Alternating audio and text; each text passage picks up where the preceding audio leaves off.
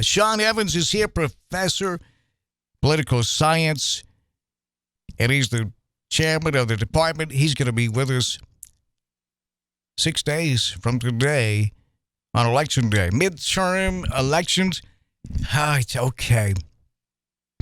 Dude, we have got to set this up for you to make regular visits to the show. I'm thinking Monday through Friday, 7 to 10 a.m. Yeah. And so we need to talk with Dubs and listen, this is good for Union University. Think of it that way. So, Dub, the pressure's already begun on you, not from Sean, but from me. And we always hear, this is the most important election of all time. We hear it every year. Kind of like, the boy that cried wolf. Well, it certainly seems like this is the most important election of all time. Correct me if I'm wrong, Sean, but a democracy, representative republic, because you get people even arguing, we're not a democracy, we're a republic. Well, a republic, a representative republic is supposedly the most modern version of a democracy. True or false? Yes, though there are a few differences in the sense if someone even today believes in democracy, they'd say we believe in majority rule. And that's not true anymore. In a representative government. And so when you see the Democrats talk about eliminating the electoral college or the filibuster, that's all part of we want to protect our democracy. So a representative government, a republic, there's the idea that there's some things that a majority cannot do. The majority of Americans want a different healthcare system. They want a single-payer-based healthcare system. The majority want that. But the people that the brain trust, the people running the show, say, no, don't need that. But they have it. They have Cadillac healthcare paid for by their constituents. You think it would help change the healthcare disaster in America if the people that represented us were forced into the same healthcare system that we are? Well, they are in the same healthcare system that we are, in that they have an insurance program and they go to the same hospitals. But we pay for it, though. Right. It doesn't cost them a dime.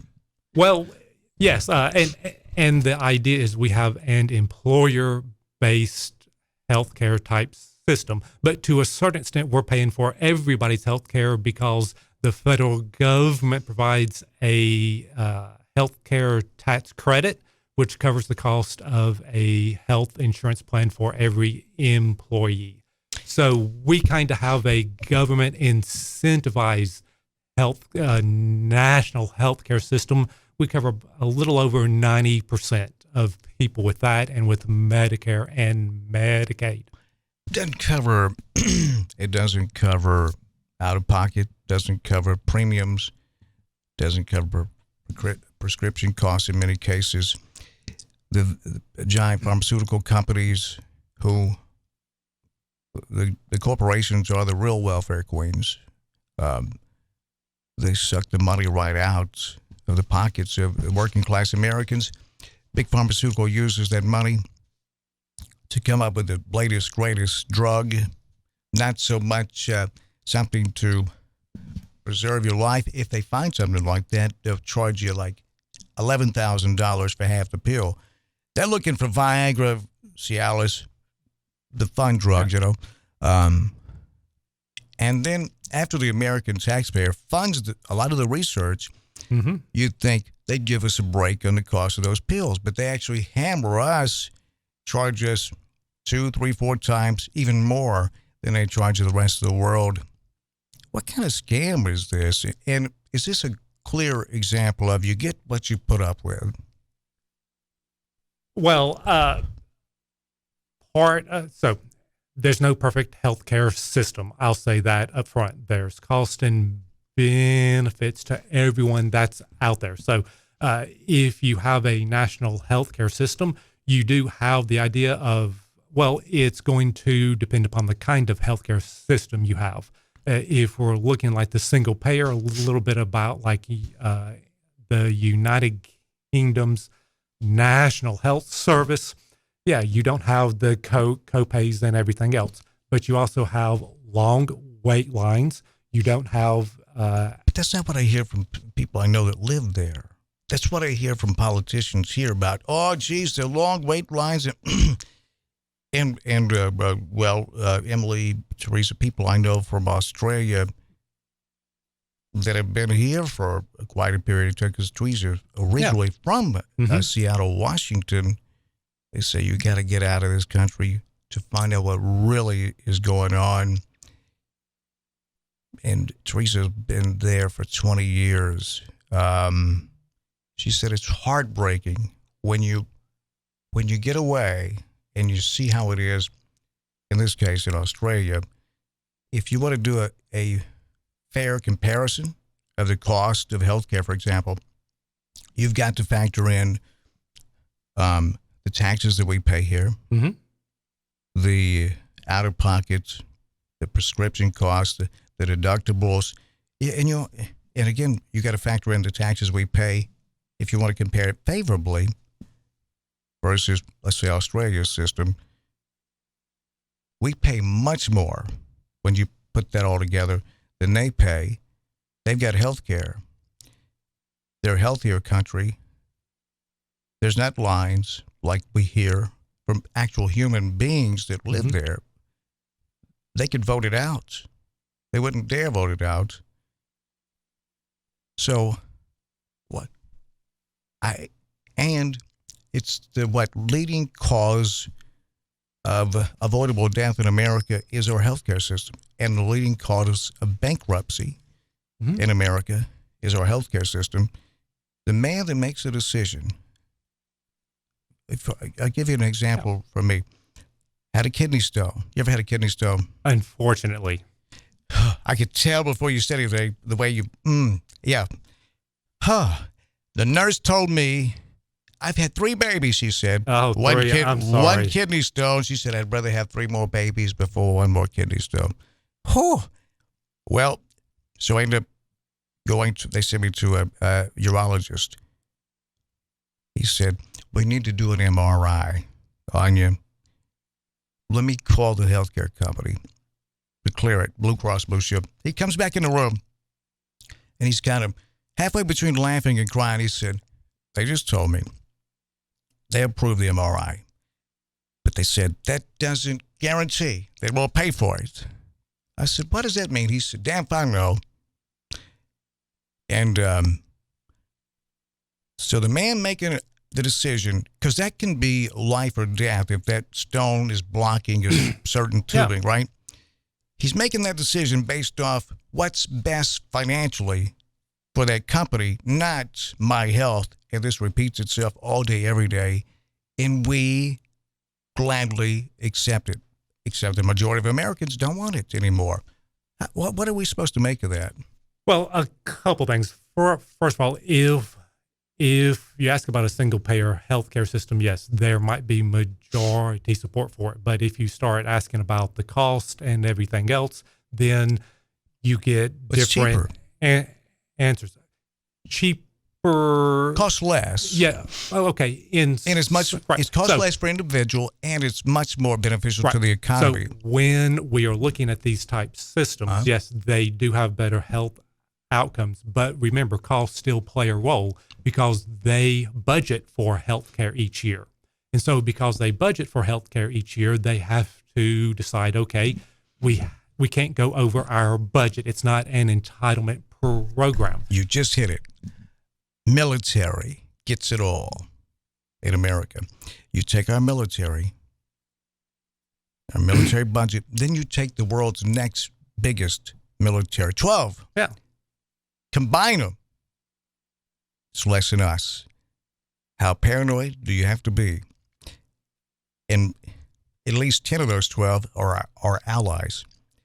That's not a monster under our bed, Sean. It's an ab lounger we bought off a TV that we've never used. Military-industrial complex, the warning. Who was it? Eisenhower. Eisenhower. I think even Eisenhower couldn't have thought this would happen. Yeah, well, we're getting into another topic here in terms of the military. But I think you hit it, though. It's that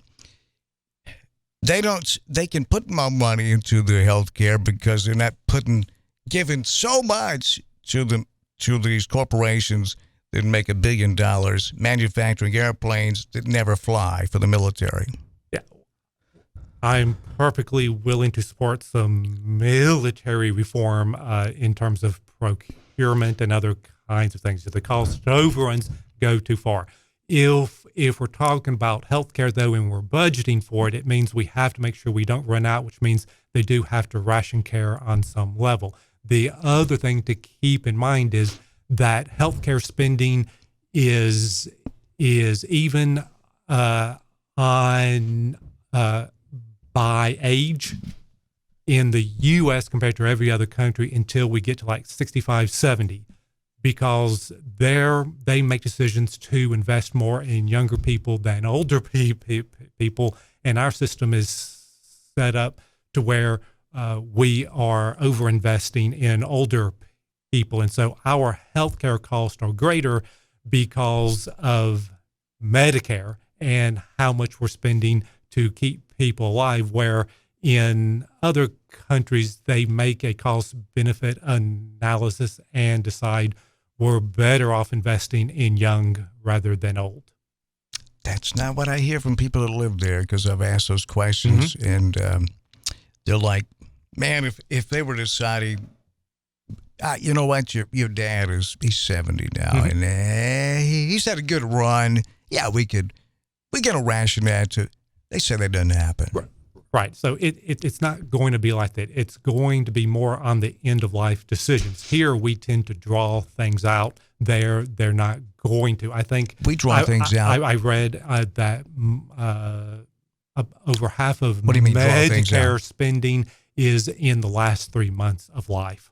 So the basic idea is, since that family and others are going to want to keep their loved one as long as possible, even when he's ready to go, right? Because he has no quality of life, right? And the healthcare people are fine with it because they're able to flip you upside down and shake every nickel out of your pockets. Well, that may be the case in some instances, but if you talk to most medical professionals, they would much rather let the person die in peace. But the thing is, they are afraid of the lawsuits and everything else from family. I mean, most people have living wills, but the living wills are not always enforced because judges and doctors, they know some people will be voting next time. Somebody won't. Man, dude, I tell you, Sean, I'm a big fan of yours. Hey, I know you got to go, right? But the Dr. Kevorkian, Dr. Death, I know you remember him. If he would have, the way you word things is so important. To say assisted suicide, that's never going to get off the ground. If he would have labeled it early retirement, I think it may have passed. There is a big ethical difference between letting die and then killing. Well, and so that's a much longer conversation. Did you look at that as killing? Yes. If I had a terminal disease, I was in pain 24/7, no quality of life, shouldn't it be up to me to want to just, hey, doc, I just want to go to sleep. There's no way out.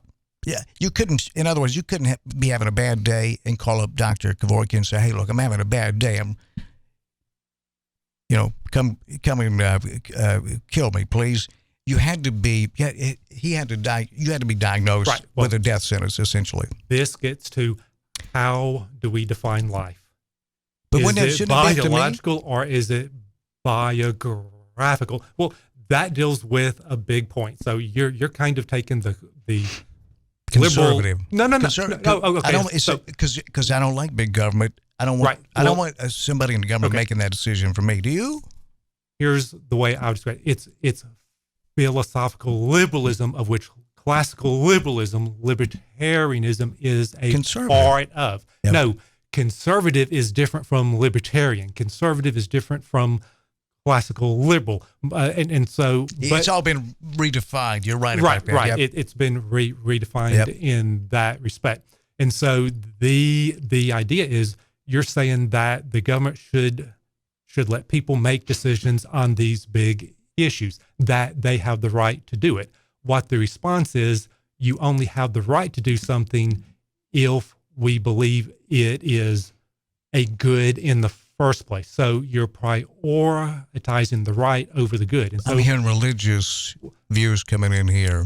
okay, well, no, it's so Right? can religious views have an impact? Yes. But can you also make a philosophical argument devoid of religion to make the point that you want to? And yes, you can.